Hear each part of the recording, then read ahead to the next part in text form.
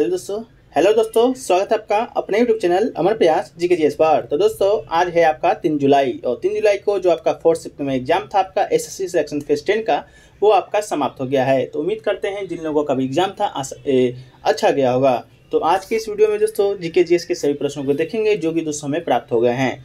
तो दोस्तों आपको किसी प्रकार की कोई समस्या होता है, अगर आपको इसका पीडीएफ चाहिए होता है या आपका 4 या 5 तारीख को एग्जाम है तो आप हमें मैसेज कर सकते हैं। तो चलिए दोस्तों शुरू करते हैं पहले आज का ये वीडियो। पहला प्रश्न देखने को मिल रहा है दोस्तों, वो आपका आया था कि शेरशाह सूरी है, शेरशाह सूरी का मकबरा कहाँ स्थित है।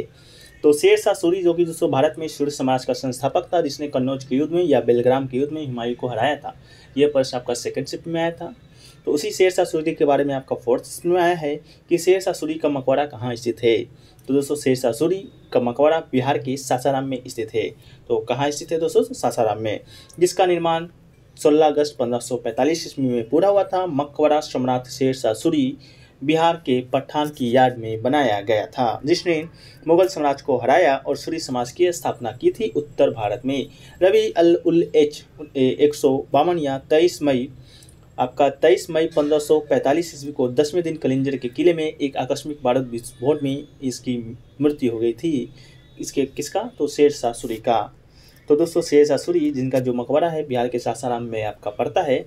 बिहार से रिलेटेड भी दोस्तों आपका सेकंड शिफ्ट में प्रश्न आया था कि बिहार का कुल क्षेत्रफल कितना है।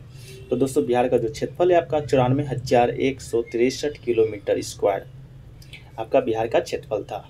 ये सही प्रश्न आपका सेकंड शिफ्ट में आया था। तो बिहार का जिक्र हुआ तो बिहार के क्वेश्चन को देख लिए। चलिए दोस्तों अगला आया था आपका कि जो बंगाल का शोक किस नदी को कहा जाता है। तो बंगाल का शोक की बात करें दोस्तों तो ये आपका दामोदर नदी को बंगाल का शोक कहा जाता है। आपका ऑप्शन में गंगा, ब्रह्मपुत्र, दामोदर, कृष्णा ये सब नदी का ऑप्शन दिया गया था, जिसमें दोस्तों आपका जो दामोदर नदी था आपका बिल्कुल सही आंसर था। तो बंगाल का शोक दामोदर नदी को, बिहार का शोक अगर पूछे दोस्तों तो कोसी नदी को बिहार का शोक कहा जाता है। बंगाल का शोक दामोदर, बिहार का शोक बंगाल का शोक दामोदर और बिहार का शोक आपका कोसी नदी को। तो इसे आप याद रखिएगा। अगला दोस्तों आया था राणा प्रताप ने कौन सा युद्ध लड़ा था। राणा प्रताप जो कि दोस्तों आपका मेवाड़ का राजा था, आप लोग जानते होंगे, जो कि दोस्तों आपका हल्दी घाटी का युद्ध लड़ा था। कौन सा युद्ध लड़ा था? हल्दी घाटी का युद्ध। किसके साथ लड़ा था? तो दोस्तों आपका अकबर के साथ लड़ा था। तो हल्दी घाटी का युद्ध में महाराणा प्रताप की वीरता और शौर्य के किस्से हर किसी की जुबानी पर है। यह मध्यकालीन इतिहास का सबसे चर्चित युद्ध है, जिसमें मेवाड़ के राणा प्रताप और मान सिंह के नेतृत्व वाली अकबर की विशाल सेना का आमना सामना हुआ था। बता दें कि यह लड़ाई आज के दिन 442 साल पहले कब 1576 ईस्वी में लड़ी गई थी। तो 1576 ईस्वी में आपका हल्दी घाटी का युद्ध लड़ा गया था। किसके किसके बीच लड़ा गया था? तो राणा प्रताप और अकबर के बीच लड़ा गया था। अकबर का सेनापति कौन था? तो आपका मान सिंह था, जो कि दोस्तों राजपूत ही था, और राणा प्रताप भी दोस्तों आपका राजपूत ही थे। तो राजपूत को एक दूसरे से लड़ाने का जो आपका प्रथा चालू हुआ था वो अकबर के शासनकाल से ही आपका चलते आया था। तो चलिए दोस्तों आगे देखते हैं। अगला दोस्तों आपका आया था कि फर्स्ट एलिमेंट जिसे रोग के नाम से भी जाना जाता है। तो ये क्वेश्चन पूरा नहीं मिल पाया है। अगर आपको क्वेश्चन मालूम होगा तो आप कमेंट सेक्शन में बताइएगा। अगर क्वेश्चन के साथ आपको आंसर भी मालूम होगा तो ये बहुत अच्छी बात है, आप कमेंट सेक्शन में जरूर बताइए। अगला आपका आया था दोस्तों लाइब्रेरी का सही मीनिंग लिखने का आया था। तो लाइब्रेरी का जो सही मीनिंग था वो आपका क्या था? तो LIBARY, ये दोस्तों आपका लाइब्रेरी का सही मीनिंग होता है। अगला दोस्तों आपका आया था राज्यपाल की नियुक्ति कौन करता है। तो नियुक्ति से रिलेटेड प्रश्न तो हर सीट में आपका पूछे जा रहे हैं। पहला आया था अटॉर्नी जनरल की नियुक्ति कौन करता है, महाधिवक्ता की नियुक्ति कौन करता है। अभी किस प्रश्न में आया था राज्यपाल की नियुक्ति कौन करता है। तो राज्यपाल जो कि दोस्तों आपका राज्य में चलाने का अधिकारी होता है।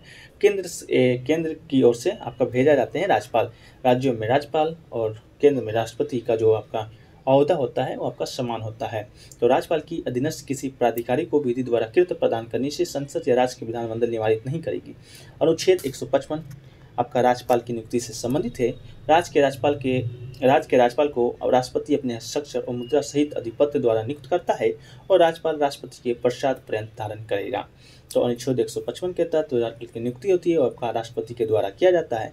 तो दोस्तों आपका राष्ट्रपति आपका बिल्कुल राइट आंसर होगा। बात करें दोस्तों भारत के नए राष्ट्रपति बनाए गए हैं आपका द्रौपदी मुर्मू जी। तो दोस्तों इसे भी आप याद रखिएगा। अगला दोस्तों आपका पूछा गया था कि 2011 की जनगणना के अनुसार सबसे ज़्यादा साक्षरता दर किस राज्य का है। तो दोस्तों साक्षरता दर की बात करें तो सबसे ज़्यादा जो आपका है वो दोस्तों भारत के केरल राज्य की जो साक्षरता दर है आपका वो सबसे ज़्यादा है। तो कितना है, तो 94% है आपका केरल का साक्षरता दर, जो कि दोस्तों बिहार नहीं, आपका पूरे भारत में सबसे ज़्यादा है। तो ज़्यादा तो यहाँ है, लेकिन कम कहाँ पर, ये भी प्रश्न तो आ सकता है अगली लिस्ट में। तो कम दोस्तों आपका सबसे कम बिहार में आपका पड़ता है। केरल में पुरुष का साक्षरता दर आपका 96.11 है, और जबकि महिलाओं का आपका 92.07 है। ओवरऑल आपका 94% आपका साक्षरता दर के साथ टॉप पर 2011 की जनगणना के अनुसार आपका बना हुआ है।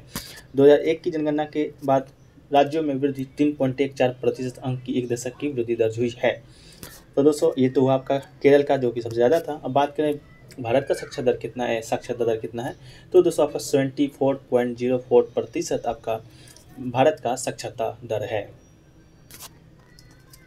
अगला पूछा था दोस्तों आपका कि मीराबाई चानू ने कौन सा पदक जीता था। तो मीराबाई चानू ने कौन सा पदक नहीं जीता था, किस महीने में पदक जीता था। जो ओलंपिक में आपका पदक जीती है मीराबाई चानू, वो दोस्तों कौन से ओलंपिक में जीती थी, ये आपका पोस्ट पूछा गया था।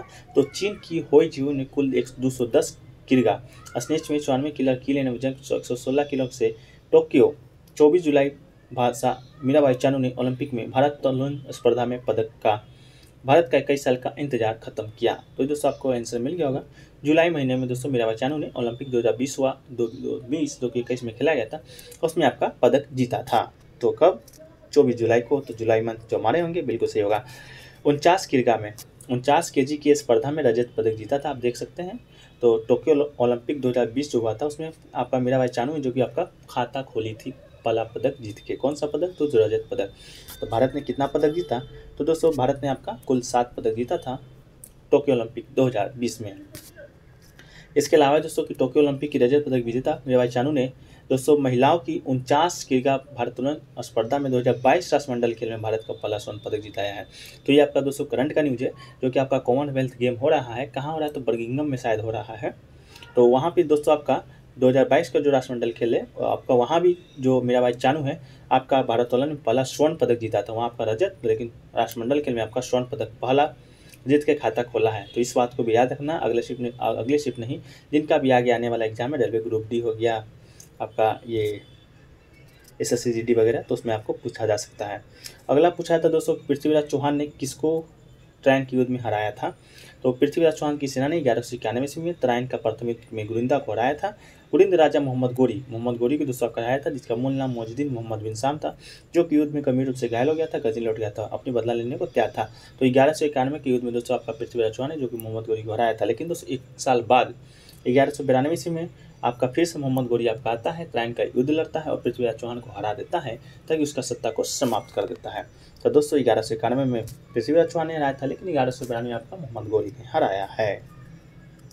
अगला दोस्तों विटामिन से कुछ प्रश्न आया था। तो विटामिन से रिलेटेड प्रश्न तो मिल नहीं पाए हैं, लेकिन आप कमेंट सेक्शन में जरूर बताइएगा जिनको भी याद होगा। तो विटामिन को देख लेते हैं कि विटामिन क्या है। तो विटामिन या जीवन सत्व भोजन के अवयव है, जिनकी सभी जीवों को अल्प मात्रा में आवश्यकता होती है। रासायनिक रूप से ये कार्बनिक यौगिक है, उस यौगिक को विटामिन कहा जाता है जो शरीर द्वारा पर्याप्त मात्रा में उत्पन्न नहीं किया जा सकता है, बल्कि भोजन के रूप में लेना आवश्यक है। तो दोस्तों इतना ही प्रश्न आज के 4th शिफ्ट में पूछे गए थे, जो कि दोस्तों 100% रियल और टेक्निक प्रश्न है। तो इस चैनल पे दोस्तों आपको इसी तरह के रियल और टेक्निक प्रश्नों का एनालिसिस मिलेगा किसी भी एग्जाम का। तो चैनल को सब्सक्राइब कर लीजिए तथा नोटिफिकेशन बेल को ऑन कर लीजिएगा। तो वीडियो अच्छा लगा तो वीडियो को लाइक कीजिएगा, शेयर कीजिएगा, और कैसा लगा कमेंट सेक्शन में बताइएगा, और दोस्तों में अधिक से अधिक शेयर कीजिएगा। चलिए दोस्तों मिलते हैं नेक्स्ट वीडियो में, जब तक के लिए जय हिंद, जय भारत।